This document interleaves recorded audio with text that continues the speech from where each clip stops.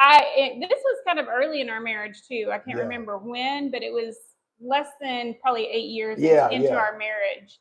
And, I just, my grandmother would say things. I would go there by myself. I still would visit my grandparents, but I would go there by myself.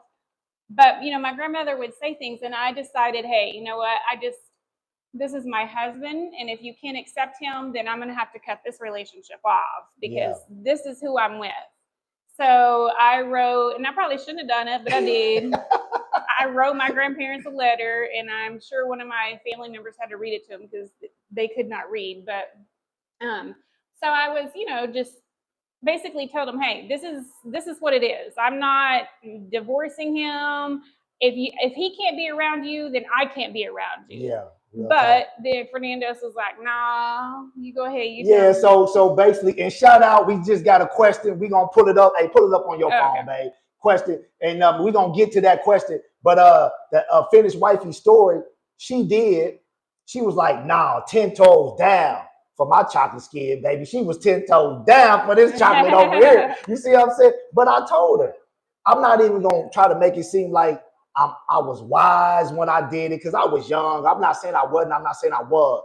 But I understood the impact that my grandmother had on my life, right? So when we used to go down there to see her mom when she lived in Fort Smith, she used to always go see her. And I told her after that, don't do that to your grandmother. Mm-hmm. Go see your grandmother, right? I'm going to always be here, babe. Right. Your grandmother don't know me.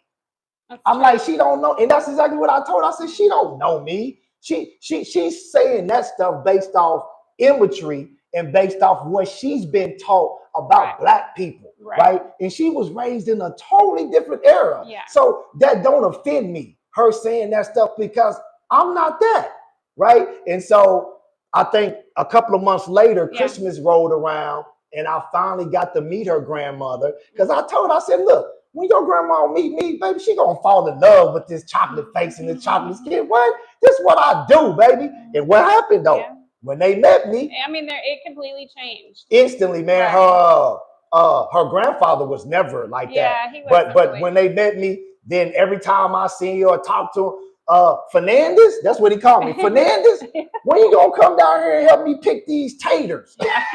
My grandparents were country. They had their own garden. We used to pick potatoes all that, man. Wore overalls every day and a flannel. Yes. And then her grandmother, when I used to come over to the house after all this, always in there cooking. That's where she probably get it from.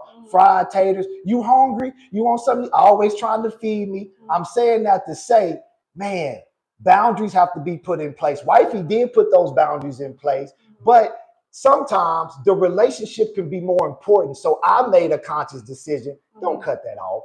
When your grandmother meet me, she gonna fall in love with me. She don't know me. But when she get to know me, it's gonna be cool. Right. So it was great after that. And it was all right, babe. Come on, man. Let's get to this. Okay.